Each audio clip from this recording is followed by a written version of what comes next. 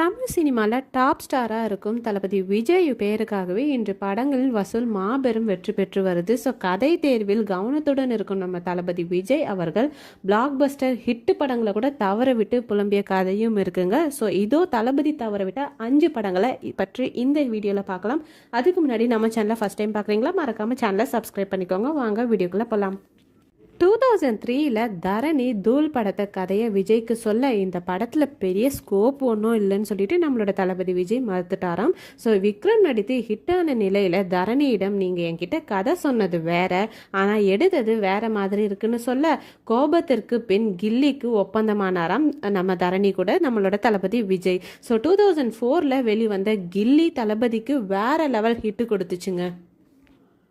பிரம்மாண்ட இயக்குனர் ஷங்கர், அர்ஜுன் மற்றும் ரகுவரன் கூட்டணியில் 1999ல் வெளிவந்த முதல்வன் திரைப்படத்தில் ஷங்கர் நடிக்க கேட்கும்போது அதிகமாக அரசியல் இருக்குது சொல்லி இதனால் பின்விளைவுகள் நிறைய ஏற்படும் சொல்லிட்டு பயந்து வேண்டாம்னு சொல்லி உதறி தள்ளிட்டாராம் நம்மளோட தளபதி விஜய்.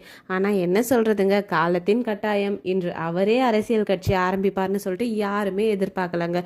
ஸோ முதல்வன் படம் நம்ம தளபதி தவற விட்ட படங்களில் ரொம்பவும் முக்கியமான ஒரு படம் தான் சொல்லணும். அவர் மட்டும் அந்த படத்தை நடிச்சிருந்தாருன்னா இன்னைக்கு அவரோட லெவலே வேற மாதிரி இருந்திருக்கும். அண்ட் நம்மளோட தளபதி இந்த படத்தை நடிச்சிருந்தா எப்படி இருக்கும்னு சொல்லிட்டு நீங்களும் கமெண்ட்ல சொல்லுங்க. அடுத்ததா 2003ல் லிங்குசாமி இயக்கத்தில் விஷால் நடிப்பில் வெளிவந்த சண்டைக்கோழி திரைப்படம் காதல் ஆக்ஷன் இரண்டையுமே சரியான கலையுடன் கலந்து ஒரு கிராமத்து வாசனையுடன் தெரிக்க விட்ட படம் தான் சண்டைக்கோழி படம். முதல் பாதியை மட்டும் கேட்டு விட்டுட்டு கதையை நம்மளோட தளபதி விஜய் இதில் நடிக்க மறுத்துட்டாராம். ஸோ அதை தொடர்ந்து தான் அவங்களுக்கு விஷாலுக்கு இந்த வாய்ப்பு ஏற்பட்டு அந்த படம் விஷாலுக்கு ஒரு பெரிய திருப்பு முனையாகவே ஏற்பட்டுச்சுன்னு தாங்க சொல்லணும். அந்த டைமில் விஜய் மீது லிங்குசாமி கோபமாக இருக்க படத்தை பாராட்டி லிங்குசாமியை கூல் பண்ணாராம் நம்மளோட தளபதி.